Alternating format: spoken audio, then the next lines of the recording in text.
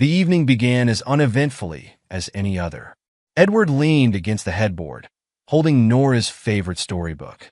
Her head rested on his shoulder as he animatedly read aloud. And then the brave knight said. He paused for effect, looking at her wide-eyed. Nora giggled, clapping her hands. He saved the princess, right, Daddy? Of course, Pumpkin. The knight always saves the day. Edward kissed her forehead, feeling a pang of warmth he hadn't felt in weeks. Jessica's absence weighed heavier than he cared to admit. Mommy would have loved this story, wouldn't she? Nora asked, her tiny voice tinged with curiosity. Edward hesitated, choosing his words carefully. She would, sweetheart. But she's having a fun time with her friends this weekend. We'll tell her all about it when she's back. Nora nodded but then perked up suddenly, her little brow furrowed. Daddy, why does Mommy go to the lake house without us? Can we go there someday? She always says it's her favorite place. Edward forced a smile. Maybe next summer, he said, though the words felt hollow. Jessica had been going to the lake house more frequently. Her reasons were plausible enough. A girl's retreat, a break to recharge. But her tone had been off, distant, rehearsed. Her once effortless affection had turned into obligatory pecks on the cheek, and her laughter no longer filled their home. He shook off the nagging doubts, unwilling to entertain suspicions about the woman he had loved for over a decade. Later that evening, Edward cleaned up the dinner plates, humming softly to himself. The house was quiet. Nora had fallen asleep, her stuffed bunny tucked under her arm. Edward settled on the couch, scrolling through his phone aimlessly, when it buzzed unexpectedly. Daddy. Nora's voice was shaky, her whisper laced with fear. Edward's heart jumped. He sat up straighter, gripping the phone. Nora? What's wrong? Did you have a bad dream?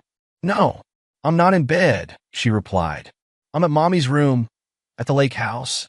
Edward's stomach dropped. Nora, why are you there? Where's Mommy? Her breathing hitched. Mommy and Uncle Derek are here. They don't know I'm awake. They're being weird? Edward froze. Weird? What do you mean? They were hugging and kissing, Daddy. Not like how you hug me. And she hesitated, her voice breaking. They said bad things about you. They said you're boring. I don't like it. His pulse thundered in his ears. Nora, listen to me carefully. Where are you now? I'm hiding in the closet. I brought my iPad. Good girl, Edward said, his voice steady despite the storm building inside him. Stay there, okay? Don't come out. I'm gonna fix this. But Daddy, she whimpered, I recorded it. They were saying such mean things and doing stuff I don't even know how to say. Edward's breath hitched. You recorded it? Yes, Nora sniffled. I'll send it to you. But I don't want to stay with her anymore, Daddy. She lied to me. I hate lies.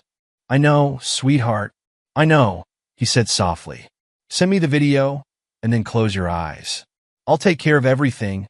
The call ended, leaving Edward staring blankly at the darkened screen. Moments later, his phone buzzed again. His heart thudded in his chest as he opened the file Nora had sent. The video began with muffled sounds. Edward adjusted the volume, and Jessica's voice became clear. Derek, stop. You'll wake her up. She's a heavy sleeper, Derek replied with a laugh, pulling Jessica closer. Besides, we deserve some fun after all the sneaking around. Edward clenched his fists, his breathing shallow. The camera angle shifted, and there they were, Jessica and Derek on the couch, their intimacy undeniable. Jessica giggled, her head resting against Derek's shoulder. He's such a boring pushover, always talking about family dinners and savings plans. He'll never suspect anything. Derek smirked. You're too good for him, Jess. You deserve excitement, passion, not whatever dull life he's offering. Edward couldn't watch anymore. He paused the video, his hand shaking. The betrayal felt like a punch to the gut, but the venom in their words, the ridicule of his efforts to build a stable life, cut even deeper. He stared into the void, the weight of their words pressing down on him. His thoughts swirled chaotically. Was he truly so blind? Had he ignored all the signs? Minutes passed, though they felt like hours. Finally, Edward stood, his resolve hardening. He wouldn't let Jessica's betrayal destroy him. More importantly, he wouldn't let Nora be caught in the crossfire of their deceit. He picked up his phone and dialed a familiar number. Hey, Benjamin, he said when his best friend answered groggily.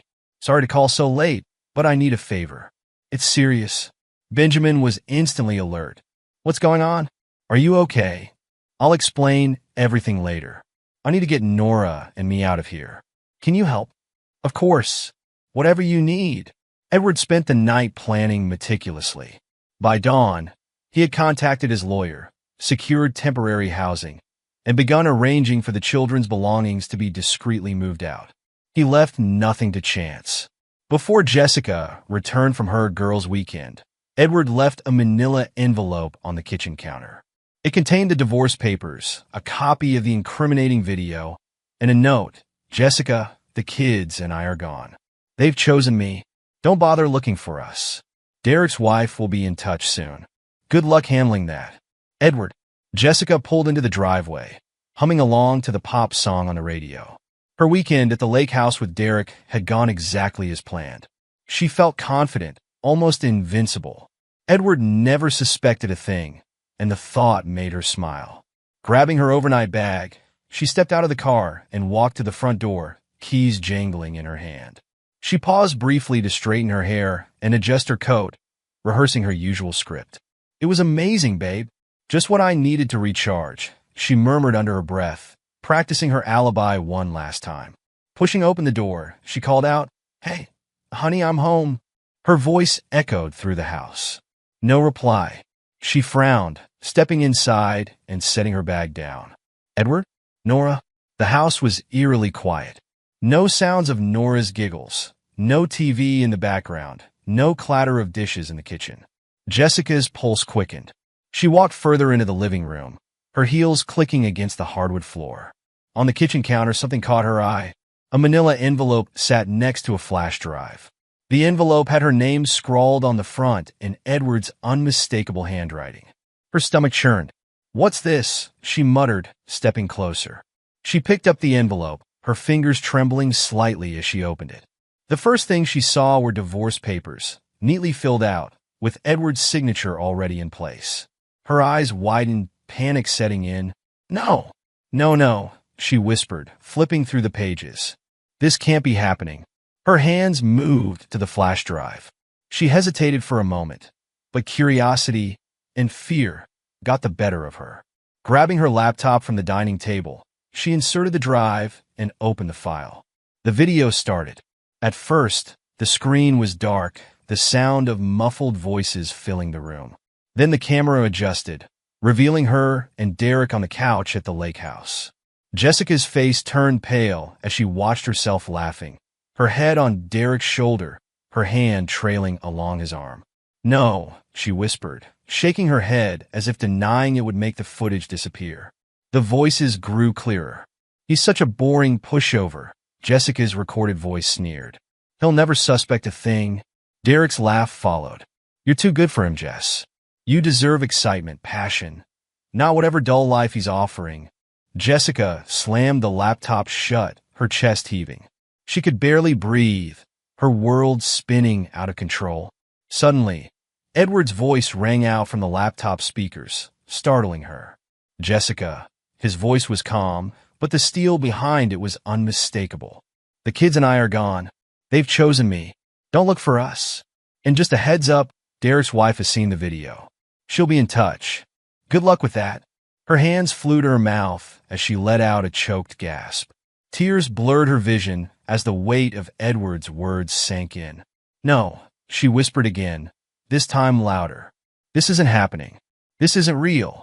Jessica stumbled to the couch, collapsing into it. Her mind raced. Where were Edward and the kids? How could he have known? And why would Nora? Her breath hitched. Nora. The pieces clicked into place. Jessica remembered waking up at the lake house and finding Nora still asleep in the guest room. At least, she had assumed Nora was asleep.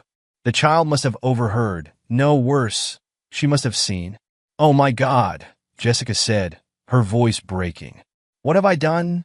She grabbed her phone, her fingers fumbling as she dialed Edward's number. It went straight to voicemail. "Edward, please," she pleaded, her voice trembling. "Please call me back. We could talk about this. You don't have to do this. I made a mistake. Just please, let's fix this for the kids." She hung up, But the silence that followed was deafening. Panic setting in, she tried calling again. And again. Each attempt ended the same way. Edward wasn't answering, and she was left alone with her thoughts.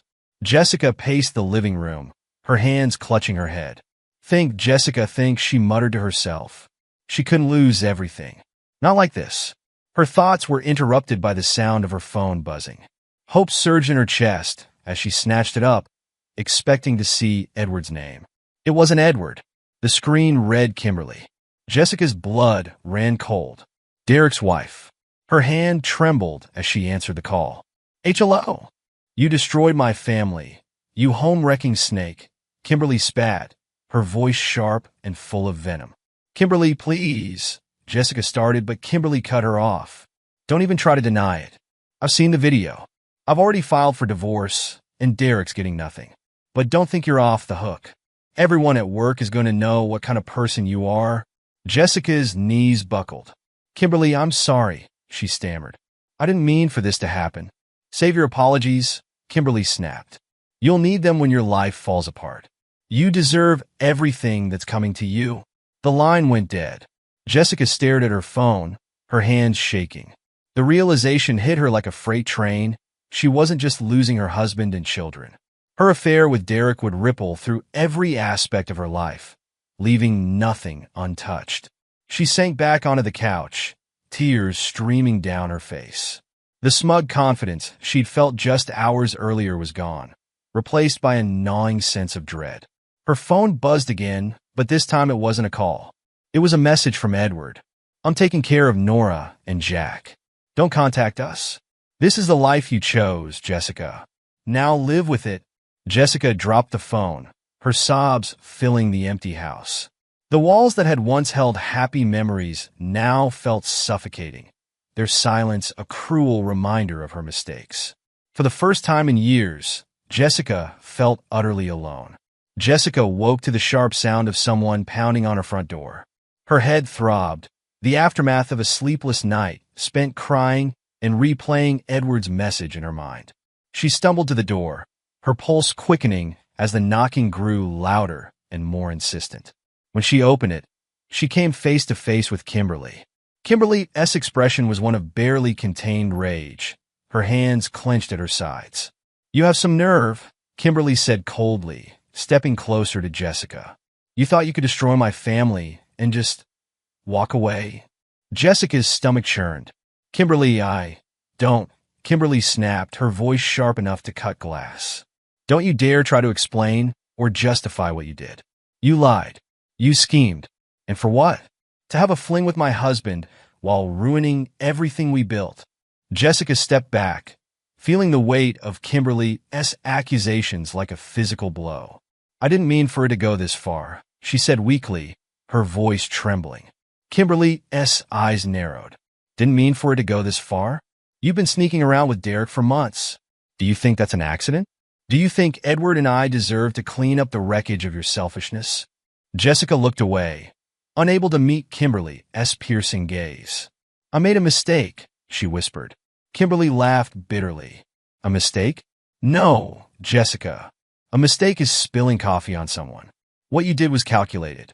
You knew what you were doing every time you texted him, every time you went to that lake house. Jessica opened her mouth to respond, but Kimberly wasn't finished. I saw the video.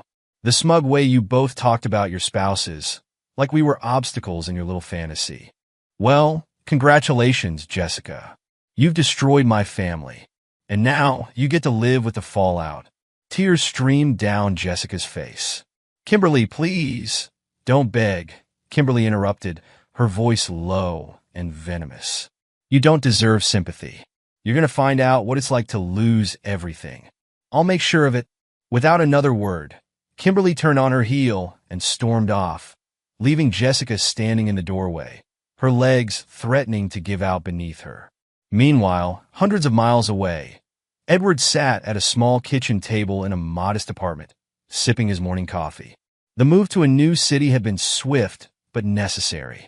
Nora and Jack sat nearby, munching on their breakfast. Nora looked up at Edward, her face brighter than it had been in weeks.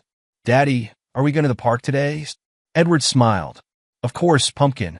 After I finish unpacking a few more boxes, we'll go. Jack chimed in, his mouth full of cereal. Can we get ice cream, too? Edward laughed, ruffling his son's hair. We'll see. Maybe if you help me with those boxes. Their laughter filled the room, a stark contrast to the tension that had dominated their home before the move. Edward felt a flicker of hope. He had lost a marriage, but he still had his children, and he was determined to give them the stability and happiness they deserved. Over the next few weeks, Edward threw himself into building a new life. He poured hours into creating a business plan for a startup he had dreamed of for years, but never had the courage to pursue. With his savings and a small loan, he opened a digital marketing agency, working tirelessly to ensure its success. At night, after the kids were in bed, Edward would sit at his desk, researching, emailing potential clients, and fine-tuning his strategies. The work was grueling, but it gave him purpose, a way to channel his pain into something productive. Jessica's days, on the other hand, were a blur of shame and regret. Her attempt to contact Edward had been met with silence. The realization that her children wanted nothing to do with her was a pain she couldn't escape. To make matters worse, the fallout from her affair was spreading. Kimberly wasn't bluffing. News of the affair had reached their circle of friends and Derek's workplace. Jessica found herself ostracized, her once busy social calendar now empty. Her phone rang one evening, and she hesitated before answering, recognizing Derek's number. "Jessica," Derek said, his tone strained. "We need to talk." "What is there to talk about?" she replied bitterly. "Your wife is tearing my life apart. You think my life's any better?" Derek snapped. "Kimberly S. filed for divorce. She's taken the kids, the house, everything. And my boss found out about us. I've been suspended." Jessica closed her eyes, the weight of their decisions crashing down on her. "I didn't think it would end like this," she said softly. "Neither did I," Derek replied. "But here we are." A heavy silence hung between them before Derek spoke again. "Look, I'm leaving town. There's nothing left for me here. You should think about doing the same." Jessica ended the call without responding. The thought of leaving crossed her mind, but where would she go? Edward and the kids were gone, and the life she had built was crumbling around her. Months passed. Edward's business flourished, his hard work paying off in the form of steady clients and growing revenue. He felt a sense of pride and accomplishment he hadn't experienced in years. One evening, after a particularly successful meeting, Edward took the kids to their favorite pizza place to celebrate. As they ate, Nora looked up at him with a smile. "Daddy, are we going to be okay now?" she asked. Edward leaned over and kissed her forehead. "We already are, Pumpkin." As he watched his children laugh and share a slice of pizza, Edward realized that he had found something Jessica and Derek never could: peace. Meanwhile, Jessica sat alone in her empty house, the silence suffocating. She had reached out to Edward multiple times, each attempt ignored or blocked. She had tried to rebuild her life, but every effort seemed to fall apart. The doorbell rang, breaking the quiet. Jessica opened the door to find a delivery man holding an envelope. She signed for it and tore it open, her hands trembling. Inside was a letter from Edward's lawyer, officially finalizing the divorce. As Jessica read the document, tears blurred her vision. She had lost her family, her friends, and the respect of everyone she knew. The web she had spun had unraveled, leaving her with nothing but regret.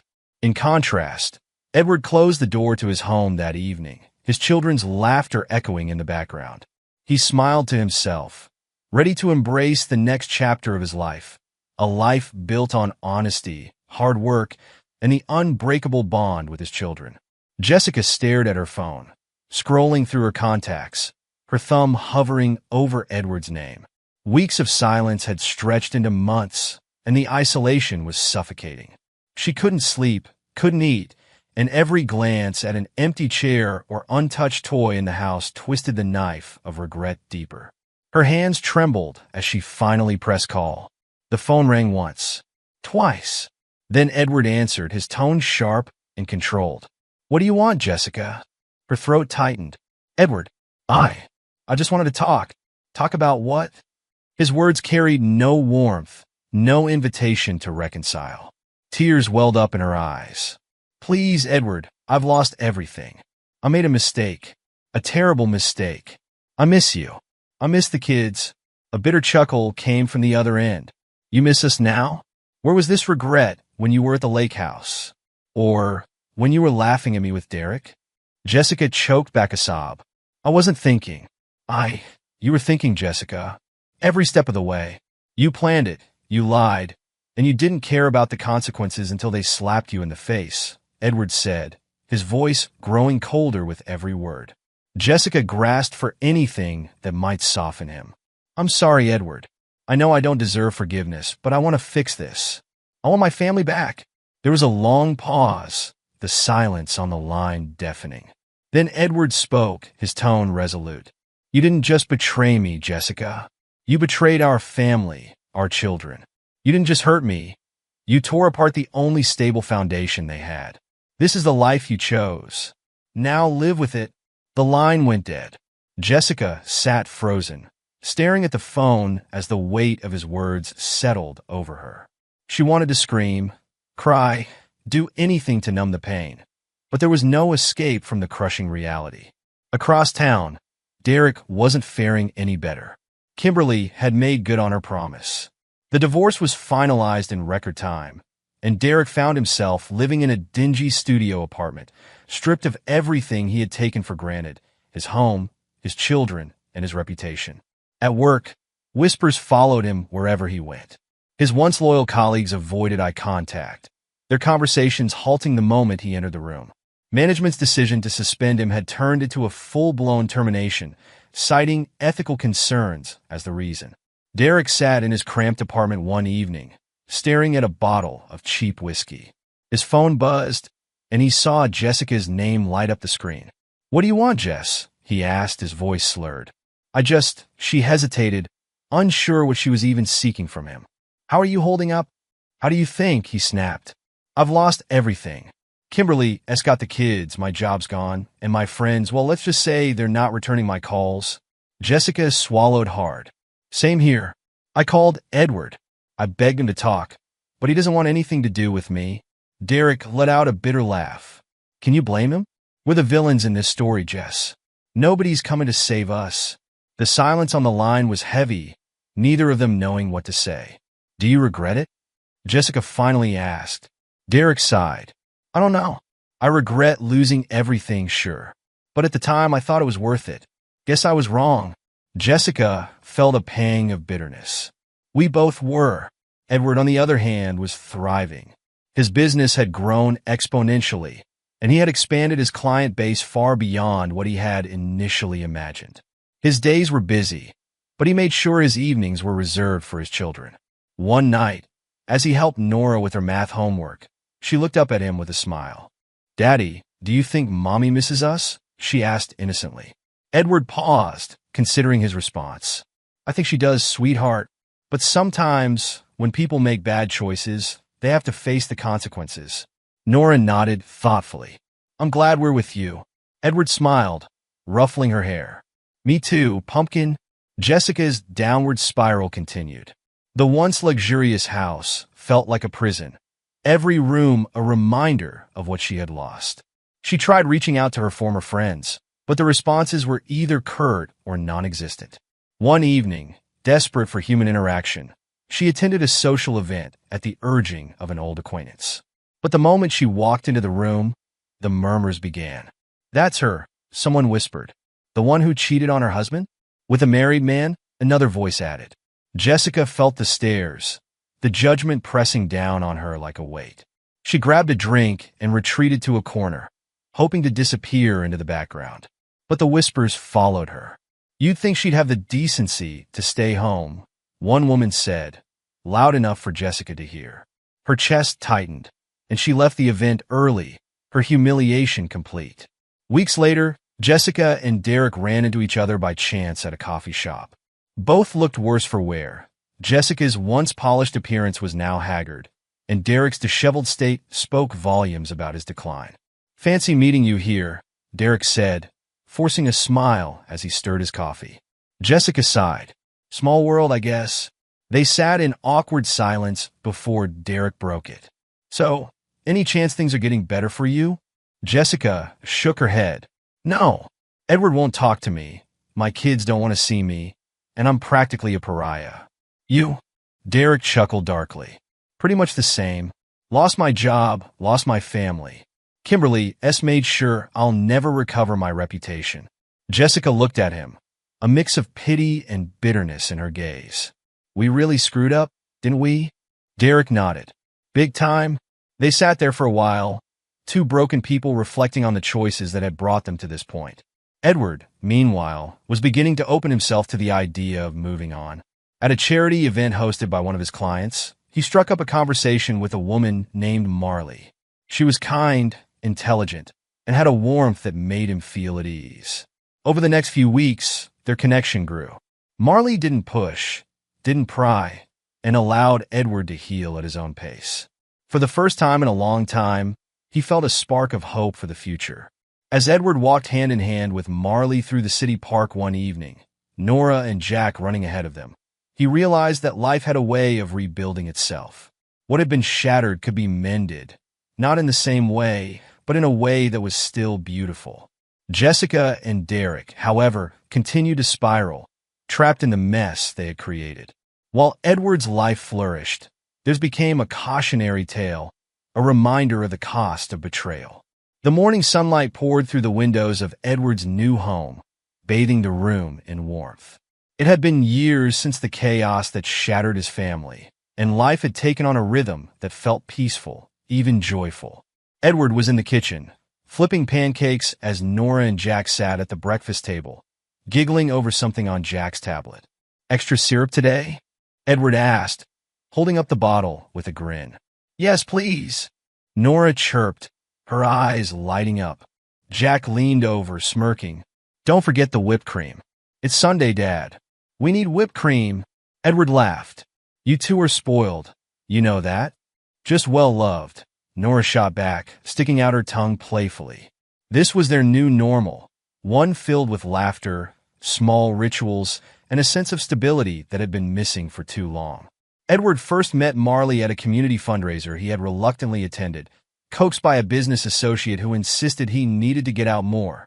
The event was bustling with activity, but Edward had kept to the edges, unsure of his place in the lively crowd. He had been pouring himself a drink at the refreshment table when Marley appeared beside him. Trying to decide between lemonade and iced tea, she teased, her voice carrying a light, friendly tone.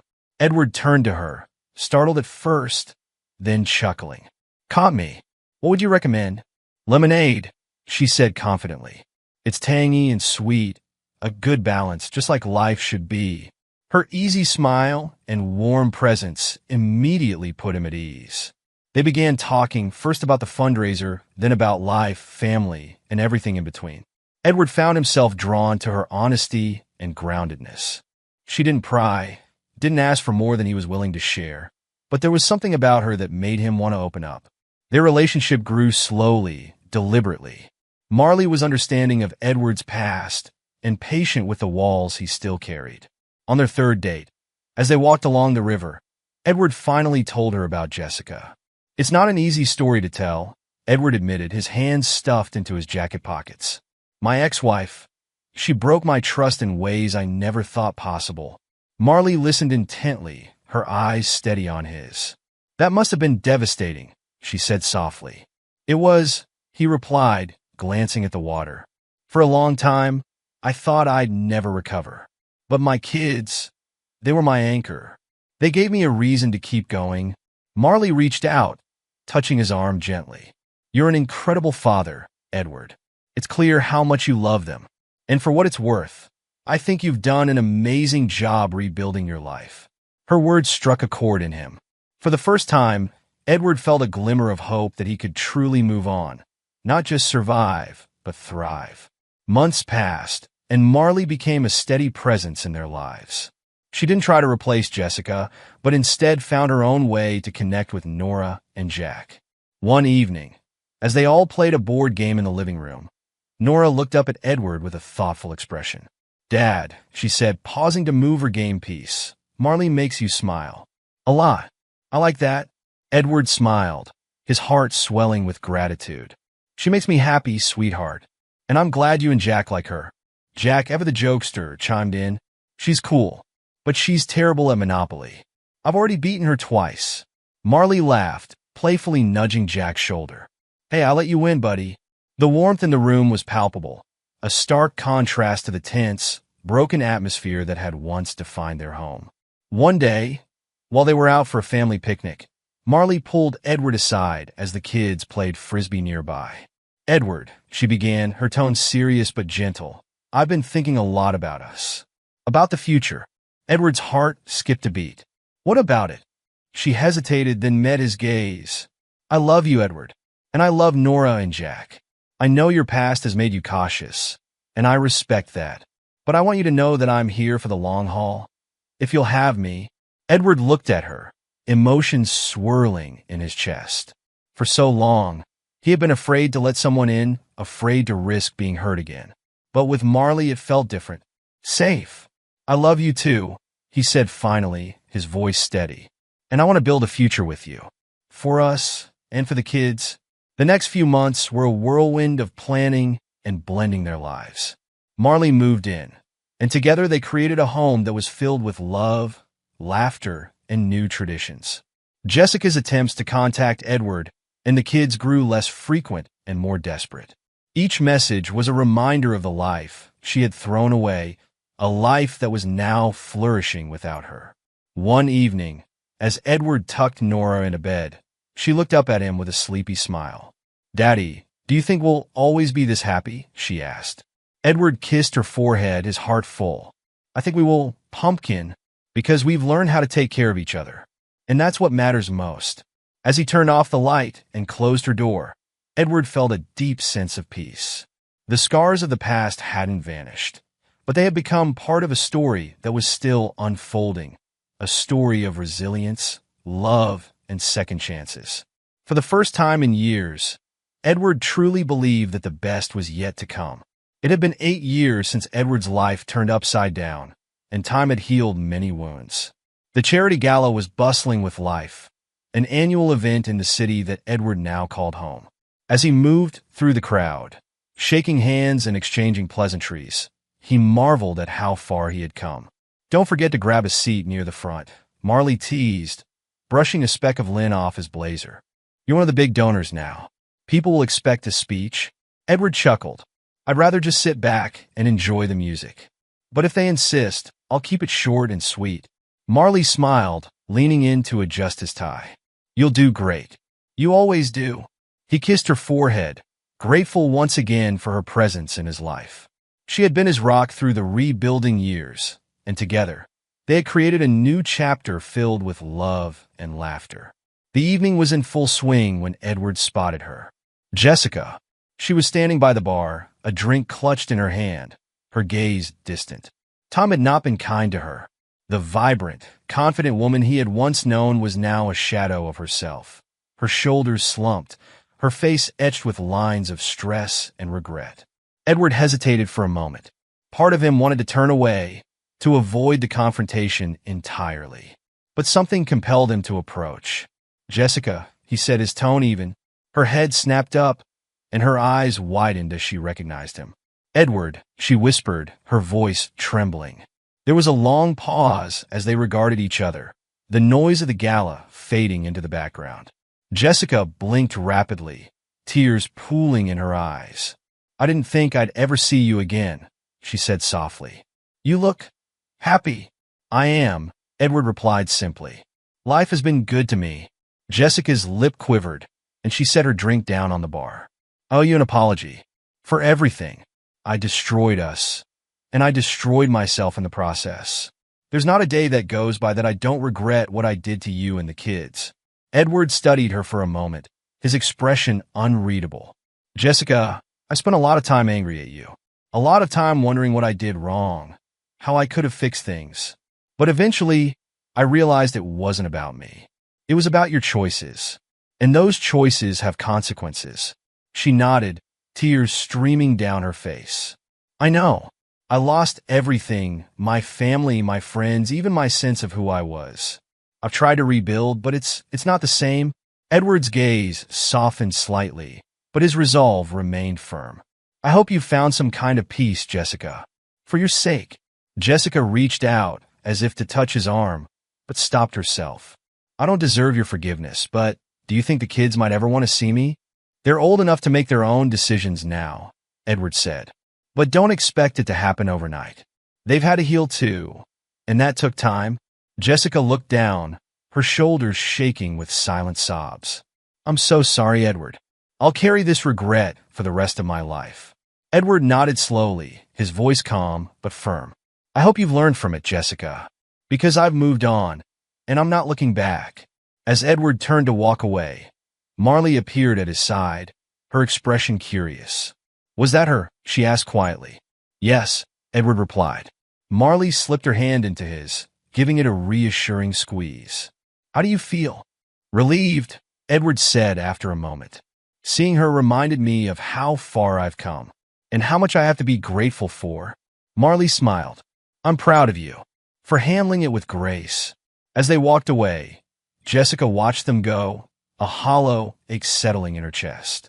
She had spent years trying to piece together a semblance of a life, but seeing Edward happy, successful, and surrounded by love drove home the depth of what she had lost. She thought about Derek, whose life had unraveled just as spectacularly. He had been fired from his job, divorced, and ostracized by their former social circle. They had tried to stay together in the aftermath of the scandal, but their relationship had been built on lies and betrayal, and it crumbled under the weight of reality. Now, Jessica was alone, working a mundane job and living in a small apartment.